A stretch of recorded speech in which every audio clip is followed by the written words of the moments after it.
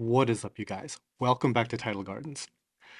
So, it has become in vogue, and it probably has been in vogue for some time, for companies to try to brand what it is they do, to have some kind of methodology named after them.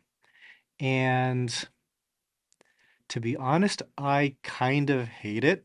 I think it's corny, and I never really thought to do that with Tidal Gardens, mainly because it's corny. But the real reason is I don't know how practical or applicable it would be to the vast majority, because what we do here is so different than what a typical hobbyist experiences in the hobby. We do things on a commercial scale, at a commercial level. We're focused on completely different things. Case in point, show tanks.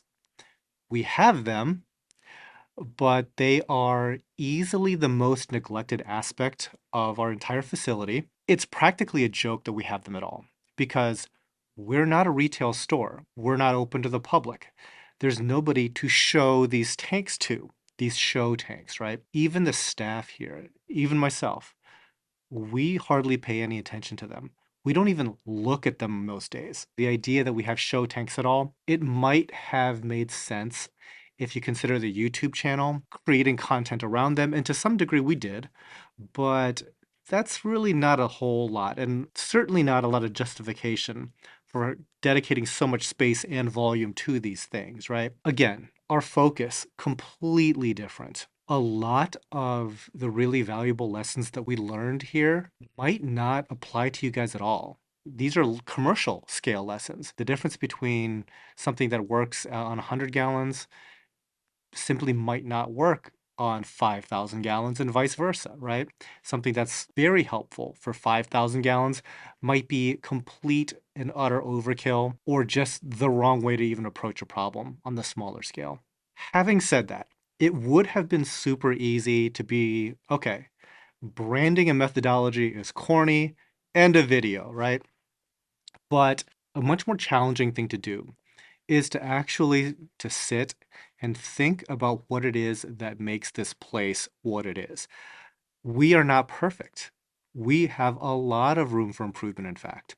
But this place is kind of nice. So I actually went through and thought long and hard about what is the Tidal Gardens method. The first thing, number one, designing this place for people. The Tidal Gardens Coral Farm is primarily designed with humans in mind. It is a coral farm, but every detail of this place really caters to the humans that work here. And a side perk is there happens to be aquariums that happen to have corals in it. The logic there is that if tasks are difficult, they will not be performed over the long term. And our entire focus is going to be on long term growth. Now, you might be thinking, well, for a home aquarium, that might not be quite so necessary because it's just me. It's my tank. I'm very familiar with it. I don't need to go overboard into catering to my needs because I'll just kind of like grit and struggle through any and all inefficiencies. That works until it doesn't. And usually, where you find this breakdown is when you have to leave your tank for an extended period of time. And now you're trusting your work, your gorgeous reef aquarium, to whatever helpful hands you have available to you. And it's really at that point that your system and your organization really gets tested. So here we have a staff, and a lot of my planning dilemma has to deal with empathy in that I have to think of who is actually doing the work. Sometimes it is me, but oftentimes it's somebody else. I like to call these things like second order problems, where you're trying to make an environment to get a certain outcome. Like, I want to make sure that the tanks stay clean. What are the things that I can implement to make it easier for people to clean the tanks? Because again, if the cleaning is difficult, it simply won't happen. People will find a way to do stuff worse until it just doesn't happen.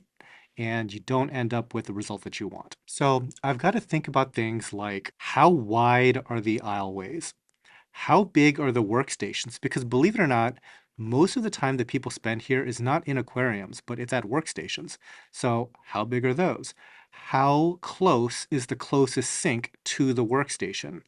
Ideally, the sink is integrated into the workstation. How easy or difficult is it to do water changes? That was one of the big improvements that we made going from the greenhouse to the new building. We designed an entire water delivery system to send RO water and salt water premixed to every single sump in this entire building on demand, because that just makes doing water changes that much easier. When you do all your draining that you need, open a valve, your sump fills back up, like that type of stuff, versus having to like mix up salt on site, having to run hoses wherever. Much easier this way. Here's a situation for the home hobbyist where some form of automation might make a lot of sense. Something like a continuous water change system that's made of two dosing pumps, and you are sending water out of your system slowly and refilling it at the same rate slowly. For example, my friend Nathan has such a system set up. Actually, my friend Will also has that similar system set up. Dosing pumps are constantly pumping water in and out.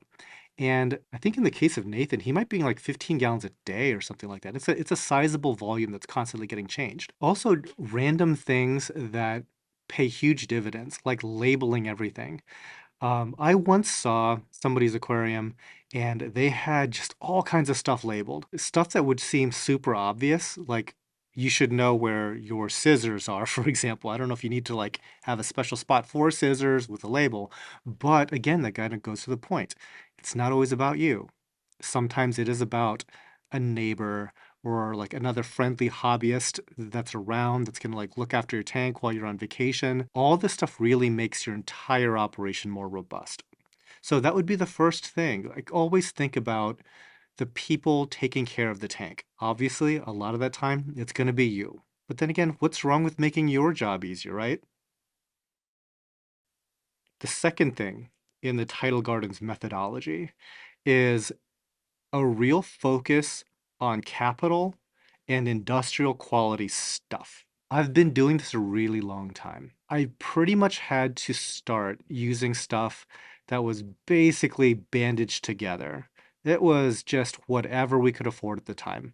Whatever was the cheapest thing that was actually effective, we would use. Tidal Gardens has been around now for over 20 years. And Tidal Gardens Day 1 versus Tidal Gardens Year 20, very different animals. And one of those big lessons that we learned is overbuilt is a matter of opinion. Underbuilt is a matter of fact. And I have struggled mightily because I ran face first into that fact.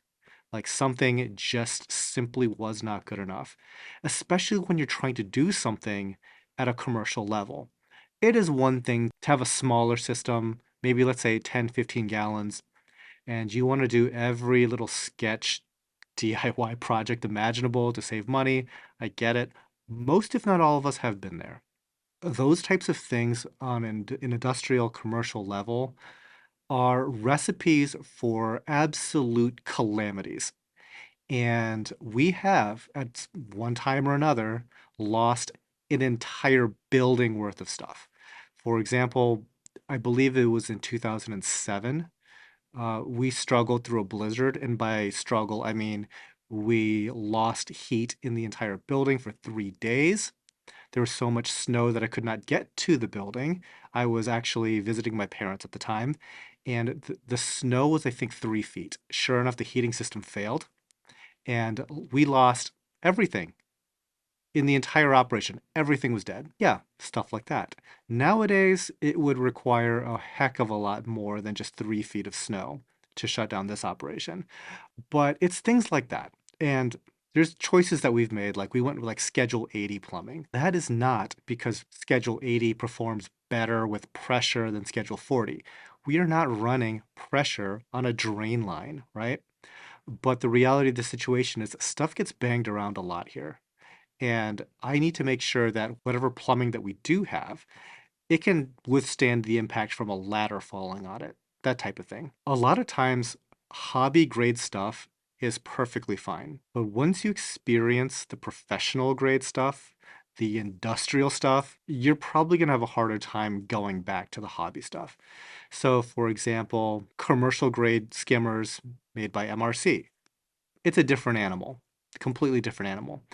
Abyss pumps, completely different animal than just about every pump that's on the market. I have not had personal experience with commercial grade auto testers. An auto tester in the hobby ranges from about $800 to $1,500, let's just say. A professional one starts at about 5,000. It's like a one button test that's used in real deal laboratory settings. Very different. Haven't messed with that, but that is the standard that like public aquariums would use. They really wouldn't be using the sort of stuff that we see on home aquariums. So yes, industrial quality, all of my regrets when building stuff out, allocating capital, it's always around not spending enough on the really good stuff and kind of skating by with lower quality, cheaper stuff. It's never the opposite way. I never feel like, oh man, I overspent on this. Even when stuff doesn't work out, not every expensive piece of equipment here works out, but I never regret trying it out just for professional curiosity's sake. But it's always when I try to save a little bit of money and I have a substandard product. That is the worst. Okay, the third thing is leveraging cleanup crew as much as possible. I don't think that there's any redeeming quality to a lot of elbow grease. There are simply nuisance algae, nuisance bacteria that happen in these types of aquariums, and frankly, they are much better at sticking around than you are at scrubbing them away. I have a little saying around here: do not do a snail's job, right? Our time is super valuable. Our life energy is super valuable. Why are we detail scrubbing hundreds of frag plugs when a snail does that job better than us? When you fix that one problem, it's like all of those nuisance issues just vanish. And it just appears as like a pile of dust that you can just like quickly siphon out and you're done. So leverage the cleanup crews, leverage the herbivores, your fish, your bacteria, like all these things work in conjunction to make your life easier. If you were thinking that you're going to have a completely sterile environment, that you are going to keep laboratory clean, good luck with that. All right, number 4. Let's talk about quarantine real quick. A lot of places at this scale cannot quarantine corals effectively. They bring in way too much to sit on it for any length of time, let alone weeks, months. It doesn't happen a lot. Some places do, I'm not knocking everybody else, okay? It is very uncommon. I would say it's probably in the same proportion that hobbyists quarantine. So I'm guessing 1% tops, right? Quarantine for me is so valuable, not because we're going to exclude every pest imaginable, we're going to exclude every pathogen imaginable. It's not the point. It gives you a buffer step where you can avoid obvious problems. You can avoid introducing a completely sick and melting coral. Like a lot of times you bring in a coral and that thing was never going to make it. So you could put it into your system and it might just die overnight. No harm, no foul. But the worst case scenario is you bring in that coral, it's carrying something and it just spreads to other stuff. It gets everything else sick. Similar thing with fish, right? Bring in that fish, all of your other fish are at risk now. And if the problem was velvet, technically you're probably not going to have a problem for very long. You're just going to run out of fish. So, quarantine, yes. And one huge benefit that we love quarantine for is when you get coral in or you get fish in, that transition period, that first 72 hours, is so stressful for them. There's probably nothing more stressful than shipping live animals. If you take that really stressed animal and then immediately start dipping it in whatever harsh methodology that you have in place, that typically goes poorly. And so, what would have been a perfectly fine coral, miraculously after that stress event of shipping, now becomes a DOA situation because the customer was trying to do the responsible thing by dipping. But it's a timing thing. Like, had they the ability just to set that coral aside in a separate aquarium for one day, then did the dipping, they would probably lose a substantially fewer amount of corals. That's one of my major wishes in this entire industry, that everybody just has the ability to bring stuff in, keep it separate for just the smallest amount of time, even. I'm not even talking like 72-day quarantines and stuff. How about one day? Can we do one day in a bucket, please? That would be amazing. Thank you for watching my TED Talk. Okay, number five, we do a lot of water changes. I would say that the water change is a foundational aspect of what we do here. Obviously, there is the bringing back into balance a lot of the macro and micro elements that are going on, all the trace elements and whatnot.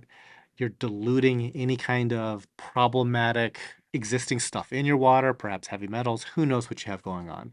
But water changes goes a long way to kind of even a lot of that stuff out. The real benefit to me for water changes is I get to go in there and then detail siphon up piles of stuff, and kind of taking a slower roll with that allows me to do a lot more critical observation. Sometimes it's very easy to just have this very quick glance over of your aquariums and you're like, everything's great. But really, is it? Did you really inspect it carefully enough? Smaller home aquariums, you might not value that as much because your glance is probably good enough. 15,000-gallon aquaculture systems, now you're talking where observation becomes so much more challenging. And sometimes something as little as a detail siphoning will make you focus on stuff that you otherwise would have just not noticed. Like if there was some struggling acro, there's a good chance that whatever was bothering that acro is going to cause other acros to struggle later on. It was just a canary in the coal mine. So the faster that you detect that, the better. I guess that also goes to the point of how clean we're trying to make these tanks, right? And here is where we diverge from something that we would probably recommend to hobbyists. We're trying to keep as laboratory clean an environment as possible in our growing systems. And I think that there are some major downsides to that. We're not ever really able to encourage a lot of microfauna that might help, right? We're talking about like leveraging cleanup crew and stuff like that. Here's where we're kind of shooting ourselves in the foot because we're kind of eliminating a lot of space for that microfauna to really flourish in. When it comes to problem solving, having that laboratory clean environment tends to be a little bit more helpful. It's all a matter of degree, right?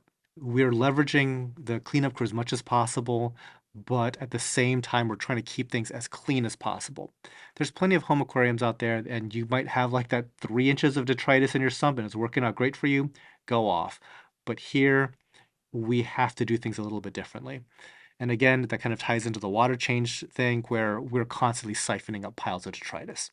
That's where I was going with all of that. Okay, number six. I'll cover pretty much what we are looking at for chemistry. We are very much in the close enough is good enough. Actually, no, close enough is really darn good, period. We are trying to set a baseline for the macro elements. So calcium, alkalinity, magnesium, the way that we accomplish that is like a four-step thing, right? Obviously, we have the water changes. That's not going to keep up. We do kalkwasser alone. That wasn't going to keep up either. We run big calcium reactors. We do two-part on top of all of that to even out any irregularities. The reason why we do all four things is at any given time, one of those things might be down. Maybe one particular system hasn't received enough of a water change. Maybe a dosing pump has kind of gone down and we don't notice it, so that entire system really wasn't getting kalkwasser for like the last few days.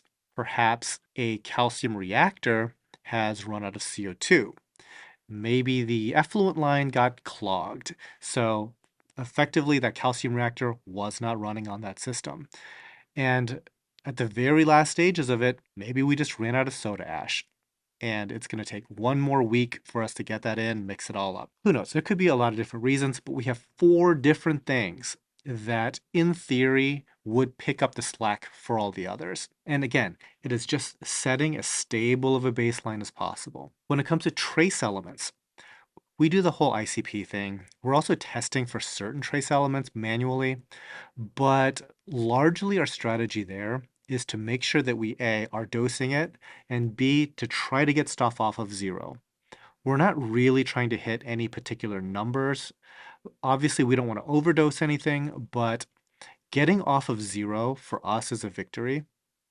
And even in the situations where something still might be extremely low, practically zero, if I know that we're still adding it, not the worst thing in the world.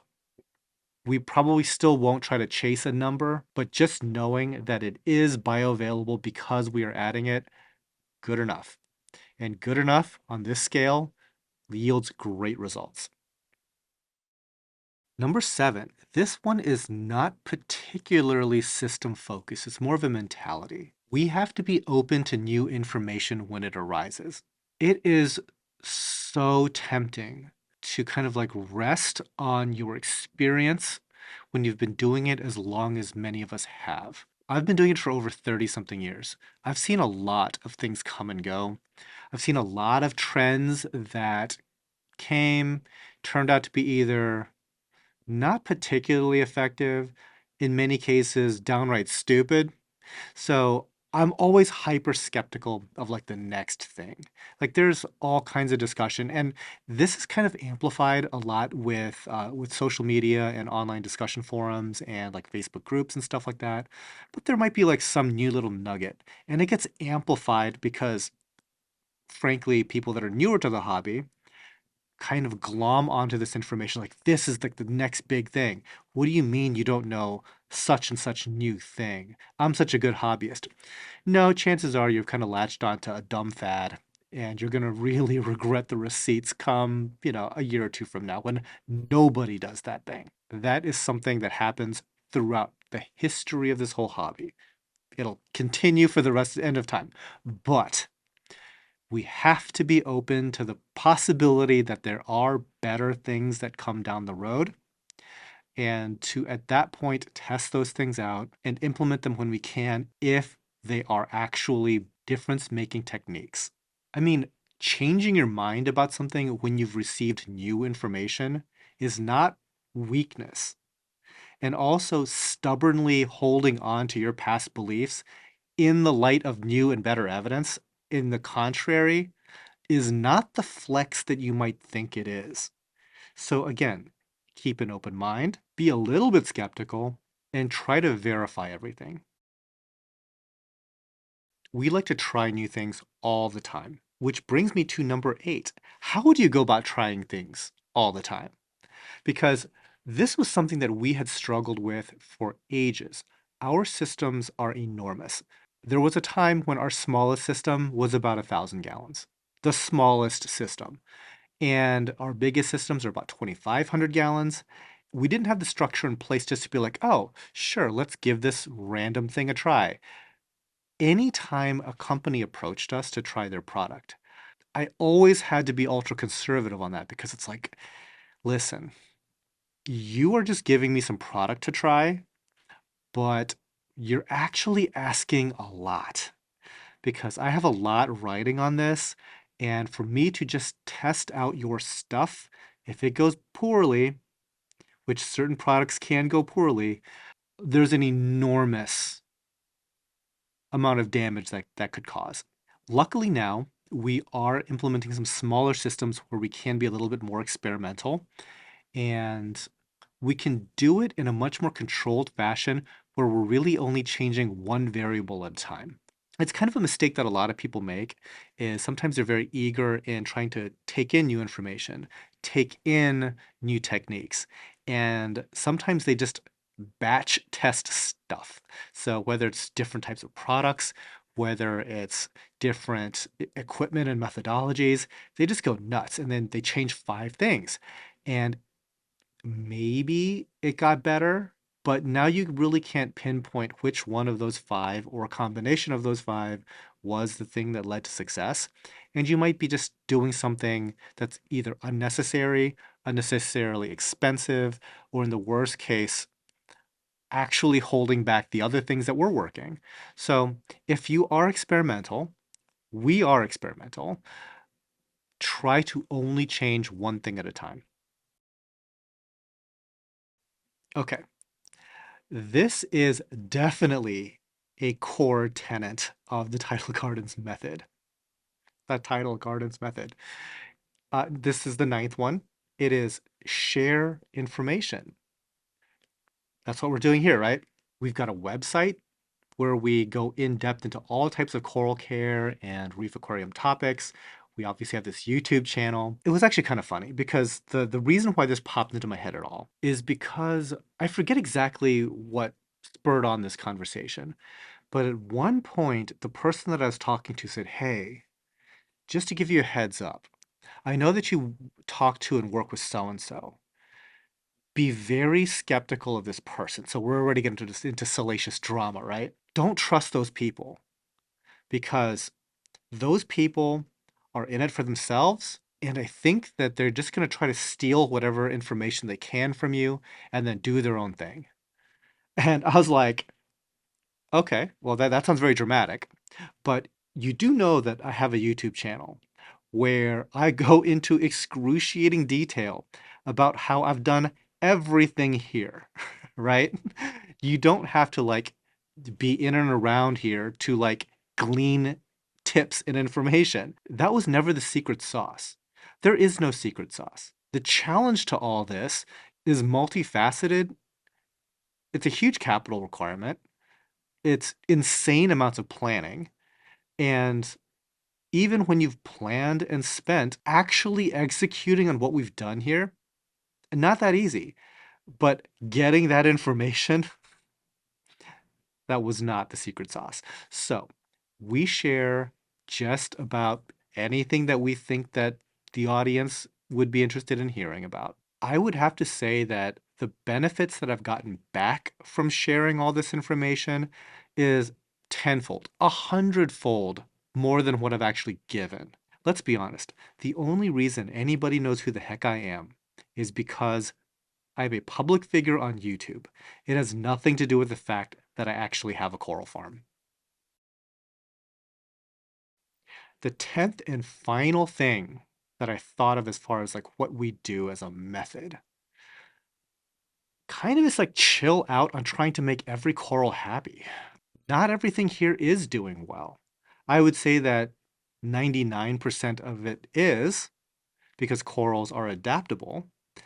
But at any given time, some things are always going to be problematic. You kind of have to just take the L sometimes on that. Certain corals that we would love to do a better job with.